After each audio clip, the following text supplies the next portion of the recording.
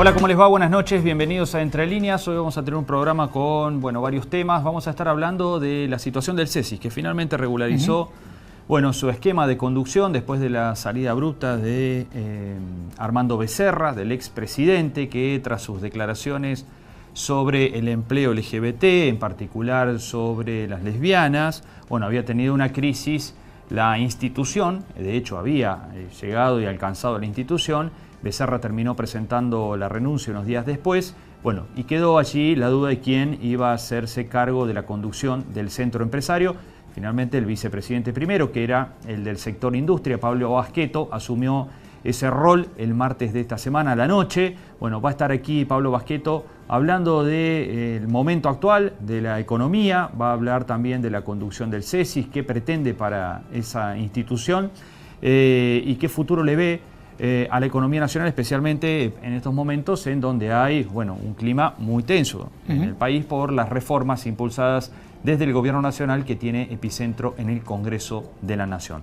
Otro que también asumió hace poco es Guillermo Lenti al frente de la Fundación FADA, reemplazando a Germán Di Vela. Lenti va a estar aquí también hablando, también le vamos a preguntar de la cuestión del campo, que ha empezado a quejarse últimamente de algunas cuestiones que tienen que ver con política para el sector desde el gobierno nacional. Lo han empezado a cuestionar. Casualmente empezaron las críticas en la mesa de enlace de las entidades del campo con el recambio del ministro Burjaile por Echeverre. ¿Tendrá algo que ver esta cuestión con el clima que se vive, especialmente críticas que surgieron desde CRA y desde Federación Agraria? FADA viene midiendo también algunas cuestiones vinculadas al campo, como la presión tributaria. Vamos a preguntarle sobre ese tema también a Guillermo Lenti. En los últimos días el gobierno municipal ha enviado al Consejo Deliberante un proyecto que ha generado cierta controversia por los costos de mantenimiento y además por cómo va a funcionar el sistema. Estamos hablando del monitoreo con cámaras en las calles que piensa implementar el gobierno de Juan Manuel Llamosas. En una primera etapa serían 80 cámaras. Y la duda está planteada desde la oposición: ¿quién va a controlar esas imágenes? No es menor. ¿Quién va a tener, quién va a hacer el monitoreo? ¿Qué va a pasar con las imágenes que se registran en la vía pública? Vamos a tener a Pablo Pellegrini, titular del EDECOM, para hablar con él sobre el proyecto y transmitirle estas inquietudes que surgen con respecto a la instalación de las cámaras en la vía pública. Habían explicado que iba a ser la policía. La policía dijo en las últimas horas que no tiene nada acordado. Claro. Es decir, hay una cuestión de incertidumbre ahí con respecto a quién va a hacer el control de esas imágenes, porque es una pata fundamental del sistema. Alguien tiene que ver las imágenes, controlarlas y procesarlas. También vamos a hablar de educación. Ha cerrado el año educativo en todo el país. En Río Cuarto también tiene sus propios programas.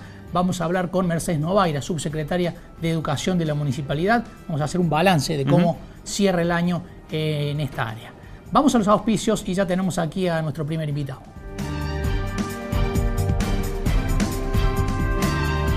Auspician este programa Bio 4, Bioeléctrica, Alimentos Santa Rosa, Ente Municipal de Obras Sanitarias, Sociedad Anónima de Transporte Ciudad de Río Cuarto, Sociedad Rural de Río Cuarto, CESIS, Diego Cid, Consejo Deliberante, Gobierno de la Provincia de Córdoba, Gobierno de Río Cuarto, Universidad Nacional de Río Cuarto, Comuna de Chucul, Municipalidad de Monte de los Gauchos, AGEC, AEFIP, UEPC. Continuamos en Entre Líneas y ya está con nosotros el flamante presidente del Centro Empresario del CESIS, Pablo Basqueto. Pablo, muchas gracias por venir al programa. Muchísimas gracias a ustedes por invitarnos al CESIS nuevamente. Decíamos en la apertura del programa que el CESIS había de alguna manera normalizado su situación en su organización, que después de la salida de Armando Becerra, finalmente en la comisión del último martes había resuelto que te hicieras cargo de la institución a partir de ahora y hasta que se cumpla el mandato, que es noviembre del año próximo. Noviembre. Sí es cierto que por ahí tenemos una asamblea en marzo que podría, si hubiera algún conflicto, que no lo hay, podría ser decidirse a lo mejor alguna modificación, pero en principio hasta noviembre, hasta terminar el mandato que habíamos comenzado junto con Armando. Esta es el segundo mandato que teníamos, ya habíamos cumplido 2 años, estábamos en la mitad del segundo. Así que bueno, ahora la verdad que tenemos una comisión directiva en el centro empresario con mucha gente muy comprometida. Digamos, hay que tener en cuenta que las distintas cámaras de Río Cuarto están representadas en general con sus presidentes. Tenemos una comisión de jóvenes valiosísima que trabaja muchísimo y que es un semillero importante que tenemos. Y después las mujeres empresarias con su aporte que realmente... a veces decimos que nos han ido copando la comisión, las mujeres del CESIS, pero que realmente es un gusto poder trabajar todo en equipo. Así que bueno, lo que tenemos que hacer a partir de ahora es continuar con todos los trabajos que se venían haciendo y de muy buena manera. Y por supuesto, ir viendo el día a día las cosas que se puedan ir presentando para ver cómo las vamos afrontando. Pablo, ¿qué prioridades se fijan en un contexto económico para las empresas bastante complejo, no? Así es. El CESIS tiene un montón de frentes, en realidad, y eso es lo importante de ser un gran equipo en donde podemos ir dividiéndonos en áreas o en equipos de trabajo para afrontar todo, digamos, en lo posible no dejar nada descubierto. Por eso es que tenemos una mesa con casi 35 personas y entre todos lo podemos ir haciendo. Con respecto a, como vos decís, el tema económico, al año próximo se viene, están ahora en un momento complicado de la Argentina, donde, bueno, vamos a ver qué... Está en plena discusión un paquete de reforma, exactamente, ¿no? ¿Qué es lo que sale de esta reforma en el cual ni siquiera nos podemos adelantar a dar opinión porque no sabemos lo que va a salir? Con lo cual, por supuesto, una vez que salgan vamos a estar viendo cuál es la posición del CESIS. Seguramente va a haber cosas que estamos de acuerdo y otras que no.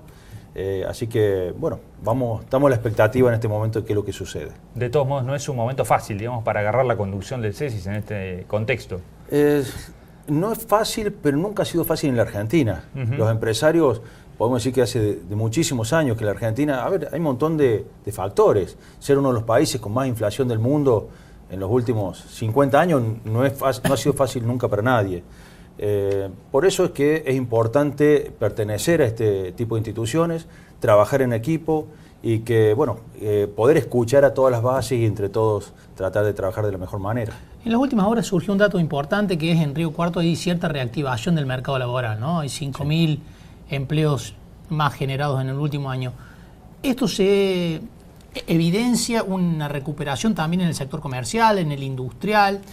Hay sectores que en este 2017 que ha tenido reactivación. Hay algunos sectores, por ejemplo la construcción, donde han tenido un crecimiento importante. Hay gran tomadora de empleo. Exactamente. El sector público, el sector de construcción han sido los que más han estado tomando empleo.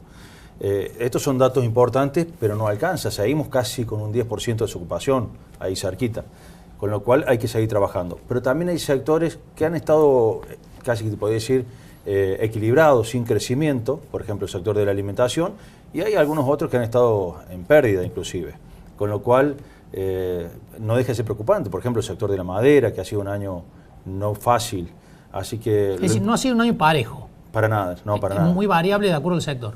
A ver, es cierto que siempre es difícil que a todos los sectores sean positivos, pero lo importante es que sea la mayor cantidad, ojalá que todos, porque de una u otra manera terminan derramando para el resto de la sociedad. Entonces, lo importante, Río Cuarto tiene casi todas sus empresas, somos pymes, salvo alguna muy pequeña, pequeño grupo. Entonces, y pensar que el sector pyme le da trabajo a más del 85% de la población en Argentina.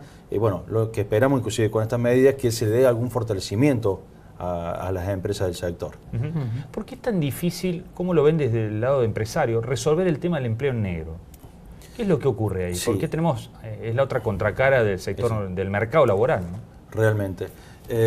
Digamos, los costos laborales han hecho que al momento de tomar empleo, muchas empresas terminan tomando en el sector informal.